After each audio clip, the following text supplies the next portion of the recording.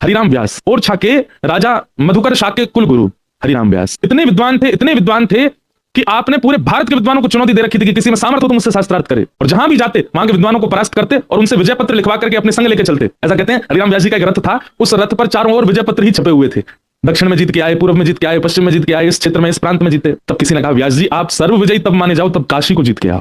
तो हरिराम व्यास जी बोले ठीक है, रथ मोड़ लिया काशी की ओर। काशी की ओर जैसे ही रथ मुड़ा, बहुत ध्यान से सुनना, विद्वान तो थे काशी के विप्र, जब उनको पता चला कि हरिराम व्यास काशी आ रहे हैं, सबने उनकी महिमा तो सुनी थी। हरिराम व्यास जी तार्किक विद्वान थे, मतलब कैसे भी जीतना। काशी के विद्वान सब विश्वनाथ भगवान के पास गए और कहा भगवान ये नगरी आपकी है, आप इसके रक्षक हैं, आप इसके स्वामी हैं, अगर यहाँ हरिराम व्यास आकर के हमें हरा जाते तो हमारी हार नहीं होगी, आपकी हार होगी, कृपा करके ब्राह्मणों की रक्षार्थ कुछ कीजिए। और हरिराम व्यास जैसे ही काशी आए, सबसे पहले उनसे मिलने के लिए एक दीनहीन ब्राह्मण का रूप धारण करके महादेव गए। एक दीन से ब्राह्मण का रूप धारण किया और हरिराम व्यास जी के शिष्यों से जाकर कहा व्यास जी से कहिए हम उनसे मिलना चाहते हैं। भले ही दीन ब्राह्मण बन के गए पर ललाट का तेज बता रहा था कि अति विद्वान होगा कोई। हरिराम व्यास जी ने कहा बुलाइए भीतर, कोई शास्त्रार्थ करने आया है। और महादेव एक दीन ब्राह्मण का रूप धारण करके भीतर गए, दंडवत प्रणाम किया। कहिए विप्रवर किस विषय पर शास्त्रार्थ किया जाए। महादेव बोले हम तो अज्ञानी हैं, हम तो आपसे पराजय हो ही जाएंगे, हम अपनी पराजय स्वीकार ही कर रहे हैं। पहले आपको विजय पत्र चाहिए, हम लिख के अभी दे दे रहे हैं आपको, हम अपनी हार स्वीकार करते हैं, पर हमारा एक प्रश्न है, उसका उत्तर आपसे जानना चाहते हैं, एक संशय है। हरिराम व्यास जी बोले बोलो। महादेव कहते हैं ये बताइए विवेक किसको कहते हैं। हरिराम व्यास बोले ये कोई पूछने वाली बात है, ये बच्चों वाला प्रश्न आप मुझसे क्यों कर रहे हैं। बोले नहीं बस बताइए ना, बच्चे वाले प्रश्न का ही उत्तर दे दीजिए, विवेक किसको कहते हैं। हरिराम व्यास जी बोले सही गलत की पहचान को विवेक कहते हैं,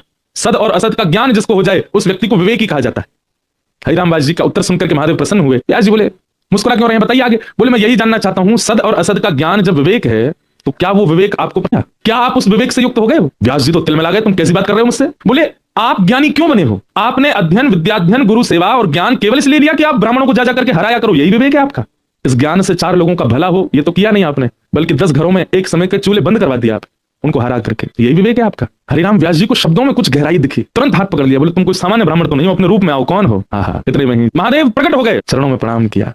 हरिराम व्यास जी के नेत्र सजल हो गए। बोले महादेव मेरी विद्या का फल आज मुझे प्राप्त हुआ कि आप मुझे मिले। महादेव बोले नहीं, मेरी प्राप्ति तुम्हारी विद्या का फल नहीं है। तो बोले अपने रूप को पहचानो, आप सामान्य नहीं है हरिराम व्यास, आप श्री राधा कृष्ण की नित्य लीला की अनन्य सहचरी विशाखा हो। ललिता जी तो ब्रजमंडल में आ चुकी हैं स्वामी श्री हरिदास जी के रूप में, अब आपका आगमन हुआ है। अपने विद्या से, अपने ज्ञान से लोगों को परास्त मत करो, लोगों को दुखी मत करो, उस अनन्य रस का बखान करो जिस रस को वृंदावन में प्रकट किया है किशोरी जी ने। आप विशाखा अभी इसी वक्त वृंदावन की ओर चले जाइए और वहां जाकर के उस नित्य लीला का रसिक जनों के लिए गान करना प्रारंभ कीजिए। और महादेव के वरद हस्त से हरिराम व्यास जी एक क्षण भी नहीं रुके।